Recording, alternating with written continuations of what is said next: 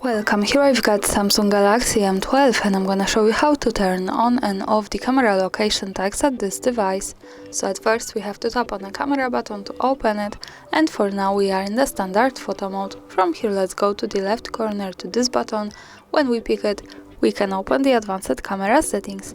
Now let's just simply slide a little bit to the useful features category, and here we have location tags option with short information from the device that this adds tags to your pictures and videos so you can see where they were taken.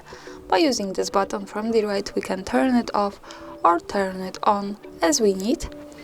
And also here the important information is that to make it work correctly, when we want to save the actual location of our picture, we have to be connected with the internet, for example with the Wi-Fi or mobile data, and we have to turn on the location of this device. So remember about these two parameters to make it work.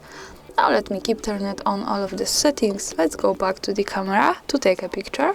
To see it, let's move to the left to this button. When we pick it, we get quick access to the gallery, and this is our photo. To check its location, we have to just simply slide a little bit down, and here we have access to the details with the map and the full address. So greetings from Kraków, Poland. And that's all. Thanks for watching, subscribe our channel and leave the thumbs up.